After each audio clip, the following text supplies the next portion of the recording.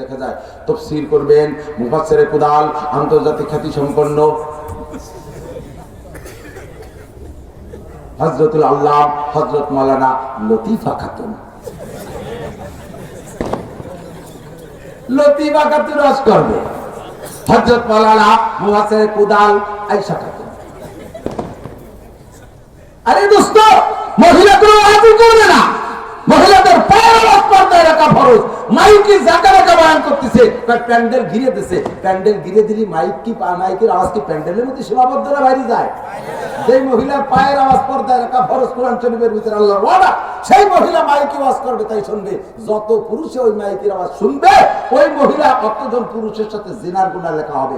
মহিলা যদি আওয়াজ করে কোরআন শরীফ পড়ে, ওই আওয়াজ যদি পর পুরুষে শুনে, তাহলে যে কয়জন পুরুষে তার কোরআন শরীফের তিলাওয়াতের আওয়াজ শুনছে, সেই কয়জন পুরুষের সাথে তার জিনার গুনাহ। মহিলা যদি শব্দ করে জিকির করে, তার জিকির যত পুরুষে শুনবে, অত পুরুষের সাথে জিনার গুনাহ। মহিলা যদি দোয়া মুনাজাত করে কান্নাকাটি কইরা, যত পুরুষ তার দোয়া মুনাজাতের আওয়াজ শুনবে, অতজন পুরুষের সাথে তার জিনার গুনাহ। তার কোরআন তিলাওয়াত করতেছে, তার মধ্যে জিনা, জিকির করতেছে, তার সাথে জিনা, সে বয়ান করতেছে, তার সাথে জিনা। এখন পুরুষটা হয়ে গেছে ঘরে বসে, মহিলারা হয়েছে বক্তা। আর এই সমস্ত মহিলাকে স্বামী বা বাপরা, এরা কত বড় আন্তর্জাতিক বুকা যে তাকে মাইয়ে তাদের বউকে দিয়ে অস্করাই করে পয়সা কামাই করে খাচ্ছে।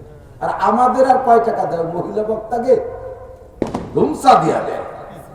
আর মহিলারা যখন কান্দায় কাটে এক করে ভুলে ফেলতে পারে, গায়ের অলঙ্কার পর্যন্ত খুলে আপা হুজুরে দিয়ে দেয়। আর আমাদের কাছে তো 10টা টাউন চাই ট্রেন বের করতে পারি, ওরা দামে ভারী। সাবধান, সতর্ক থাকবেন। মহিলারা বক্তা হবে না, মহিলা গায়িকা হবে না, মহিলাদের কোনো কণ্ঠ শব্দ বাহিরে যাবে না, মহিলারা থাকবে ঘরের ভিতরে। কথা বল। আমরা পুরুষরা এই যে এখানে ওখানে চলে আসছি, বয়ান করতেছি, শুনতেছেন, মাশাআল্লাহ। এখনই যদি জামাতে নামাজ হয়, তাহলে একজন ইমাম হবে, আমরা পিছিয়ে থাকবো। আমাদের হানাফি মাযহাবের মাসালা হলো, মান কানা লাহু ফি সালাতি ইমামুন ফাকিরাতুল ইমামি লাহু কিরাতুন। ইমাম সাহেব কিরাত জোরে পড়ুক আর আস্তে পড়ুক, ইমামের কিরাতই মুসল্লিদের কিরাত। মুসল্লিদের কিরাত পড়া লাগবে না। নামাজের ভিতরে কিরাত পড়া ফরজ, আর কিরাতের ভিতরে গলত হইলে নামাজ ছুটে যায়। নামাজ ভঙ্গের কারণ 19টি, তার ভিতরে নাম্বার 1, 1 নম্বর কারণ হলো নামাজে অশুদ্ধ পড়া। শুধু কিরাত অশুদ্ধ না, নামাজের সব জায়গায় অশুদ্ধ পড়লে এরকম সমস্যা হয়ে যায়। আপনি তাকবীর দিচ্ছেন, তাকবীর বলছেন, নামাজের দিকটা কান, একটা মাসালা শুনবেন, 1000 বছর ওয়াজ শোনার চাইতে বেশি ফায়দা। আপনি তাকবীর বলছেন, কি বলছেন? আল্লাহু আকবার, শুরুতে খানিকটা দিয়েছেন, আপনি কাফের হয়ে গেছেন, আপনি বেঈমান হয়ে গেছেন। কি কইছেন আপনি জানেন? আল্লাহু আকবার, আল্লাহু আকবার, কয় কি কয় না আছে না? এর তরজমা কি জানেন? ওলামায়ে কেরাম শুনে দেখেন, আরে টান দিলে হামজা ইস্তেফাম হয়ে গেছে। জিজ্ঞাসার তরজমা, আপনি বলতেছেন আল্লাহ কি বড়? আমার তো মনে হয় না। আপনার তরজমা এই আসতেছে, আপনি কের কাছে গেলে জিজ্ঞেস করতেছেন আল্লাহ কি বড়? তা আপনি কি আল্লাহ বড় সম্পর্কে জিজ্ঞাসা করবেন না স্বীকার করবেন? স্বীকার করবেন না? স্বীকার করলে আরে টানতে পারবেন না, আরে টান দেওয়ার সাথে সাথে জিজ্ঞাসা হয়ে যাবে। আর জিজ্ঞাসা করলে তার দ্বারা আপনার তাকবীরের সে স্বীকারোক্তি হলো না, আপনার প্রশ্ন থাকিয়ে গেল। আপনি কোনদিন বিশ্বাস করেন না যে আল্লাহ বড়, বরং চোখের কাছে জিজ্ঞেস করতে আল্লাহ কি বড়? আমার তো মনে হয় না। নামাজ হবে এবার বার আল্লাহু আকবার, আল্লাহু আকবার, এর আকবার কাফ না কই আল্লাহু আগেবার, আল্লাহু আগেবার, কতটা কয় একামত কয় আশহাদু আন্না লা ইলাহা ইল্লাল্লাহ, আশহাদু আন্না লা ইলাহা ইল্লাল্লাহ। শুনছেন কোনদিন? হাইয়া আলাস সালাত কয় আইওয়ালাতের সালাম, আইওয়ালাতের সালাম। আমি নিজে এই লোককে ইমামত করছি। কত কামাতিস সালাত কইতে পারে না, কয় কত কাদামিস সালাত, কত কাদামিস সালাত। এ কত তা, এই তাপালটাইয়া সহজে আছেন। সবকিছুকে আল্লাহ তাআলা সুযোগ করে দিয়েছে। যার নামাজে ইমাম আছে, ইমামের কিরাত তার কিরাত। এক নম্বরে তো কিরাতটাই বড় মহা সমস্যা। কিরাত এর ভিতরে 95% পাবলিক যারা মাদ্রাসা আলেমদের কাছে মস্ক করে কোরআন শরীফ পড়া শেখেন নেই, সাধারণভাবে গ্রাম্য মক্তব বা একটু বাংলা বই পুস্তক থেকে শিখছেন। 95% পাবলিকের কিরাত অশুদ্ধ। ওই অশুদ্ধ কিরাতে নামাজ হয় না।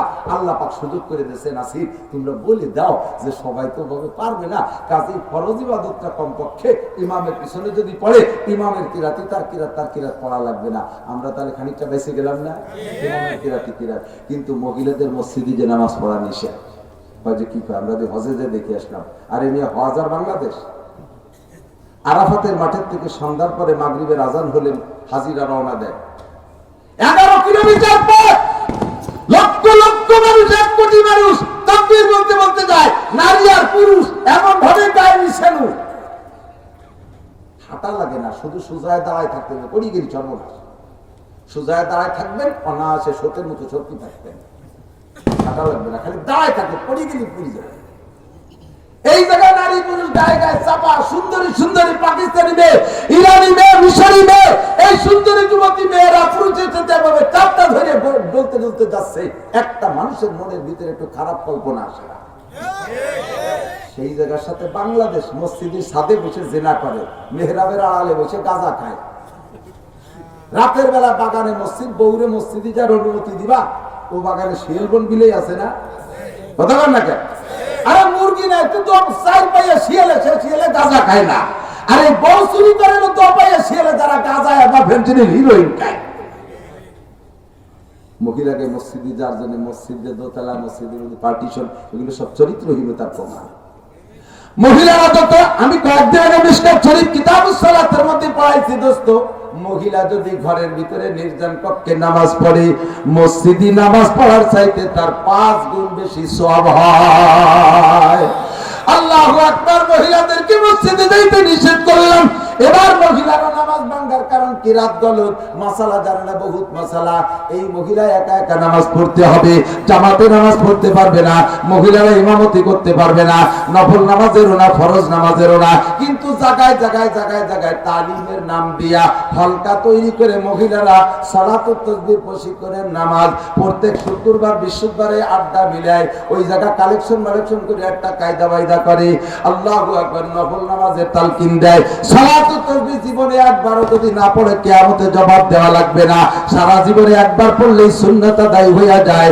এই নামাজে তোমরা এমন সুন্দর করে তালিমের মাধ্যমে পড়াও, এটা জাস্ট আড্ডা ছাড়া আর কিছু না। ওই আড্ডা ছাড়তে হবে। মহিলারা কোন নামাজের প্রশিক্ষণমূলক ইমামতি করতে পারবে না। ও দোস্ত, মহিলারা যার যার নামাজ তার পড়া লাগবে। এবার নিজের নামাজ নিজে পড়তে হলে তাদের মাসালা জানতে হবে। কথা কোন ঠিক কি ঠিক না? মহিলা নামাজ পড়ে, নামাজ ছুটে যাচ্ছে, মহিলা টের পায় না, সিজদা থেকে উঠে বসছে, আত্তাহিয়াতুতে যখন বসছে, 2 বছরের ছোট বাচ্চা একটা বাইরে খেলাধুলায় ছিল, 2 বছরের বাচ্চা খেলাধুলাও বোঝে, দুধ খাওয়াও বোঝে। মা যখন নামাজে বসে তখন বাচ্চারে শয়তানে ধাক্কাইতে নিয়ে আসছে, ভাই আয় তোর মা কোন জায়গায় বসা আছে, দুধ খাবি। ওরে নিয়ে মায়ের কাছে পৌঁছাই দিছে।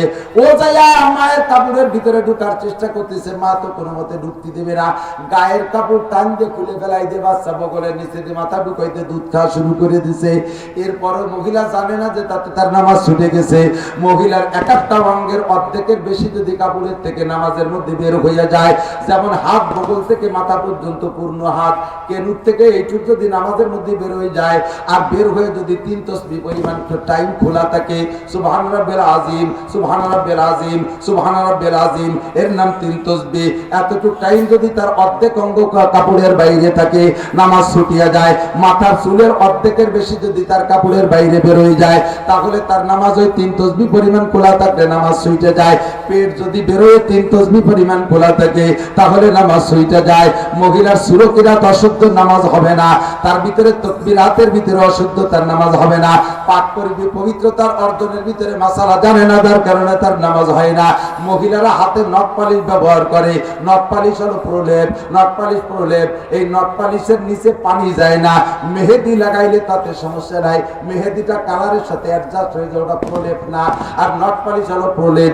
নখ পালিশের একটা কণা একটা চুলের আগা রাখতে যতটুক জায়গা দখল করে, অতটুক জায়গা পরিমাণ যদি হাতে পায়ে নখ পালিশ থাকে, ওই মহিলার ওযু বা গোসল ফরজ হইছে।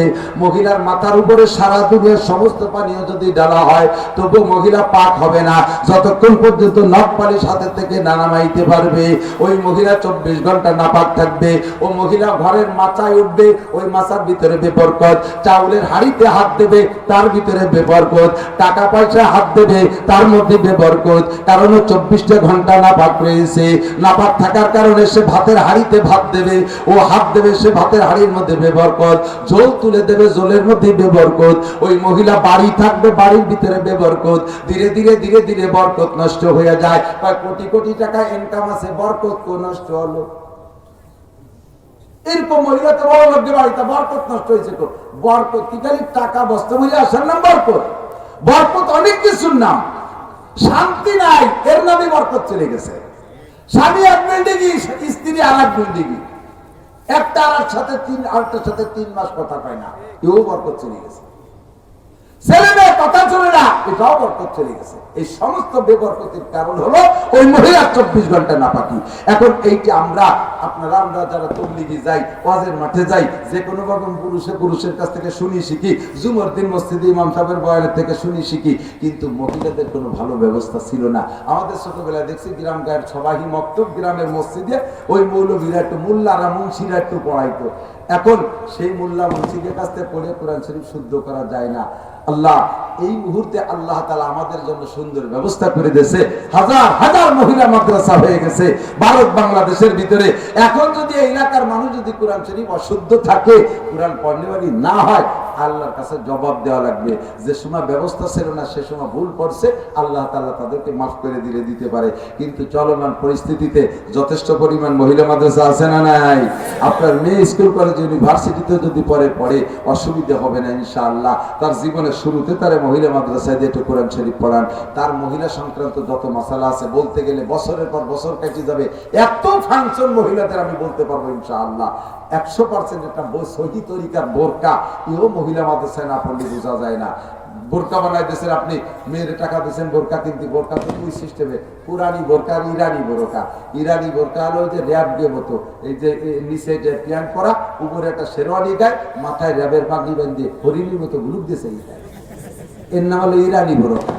আর কুরানি বোরকা, এটা কুরআন না পড়লে শেখা যায় না। ঢিলা ঢালা কাপড় হবে, মোটা সোটা কাপড় হবে, রং ডং হবে না, এমব্রয়ডারি হবে না, লেপ থাকবে না, বোরকার গায়ে আয়না থাকবে না, এত ঢিলা হবে যে শরীরের অঙ্গ প্রত্যঙ্গ বাইরের থেকে অনুভব করা যাবে না, মুখ মোটা গোড়া ঘেরা থাকবে, চোখের উপরে পর্দা থাকবে, হাতে পায়ে মোজা থাকবে, এর নাম হলো কুরানি বোরকা। আর ওইগুলো হলো ইরানি বোরকা। এই ইরানি আর কুরানিরে ভাগ করতে গেলে কোরআন পড়া ছাড়া শেখা সম্ভব, ঠিক কিনা?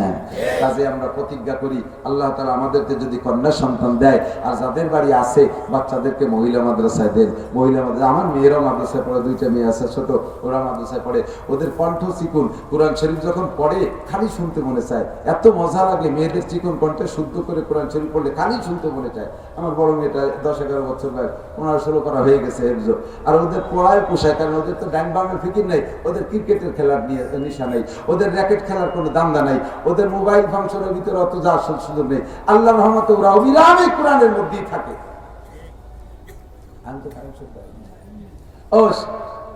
তাহলে মহিলা মাদ্রাসার দরকার আছে। আমরা একটু নিয়ত করতে পারি, মেয়েদেরকে কোরআন শরীফ পড়া শিখাতে মাদ্রাসায় দেবো। কারা কারা পারা যাবে তো ইনশাআল্লাহ? মাশাআল্লাহ, আলহামদুলিল্লাহ। ওই যে কয়জন বিয়ে হরিনে ওরা দিয়ে দেবে কালকে না, কাল তো কালই দেবে, যেদিন বিয়ে করবে সেদিন হবে, তারপরে দেবে। নিয়ে তো ইনশাআল্লাহ আল্লাহ তাআলা কবুল করুক। তা আমি শেষ প্রান্তে চলেছে, পারতেছি না, ক্লান্ত হয়ে গেছে। আজকে যে একটু কইতে পারবো তাই ভাবতে পারিনি। তকদিরে ছেলে বিদায় চলে আসছে। ওমা তাদরি নাফসুম বিমা তাকসিবু গাদা, কে কোথায় যে কি খাবে আর কামাই করবে এটা আল্লাহই ভালো জানে। তাই চলেছি।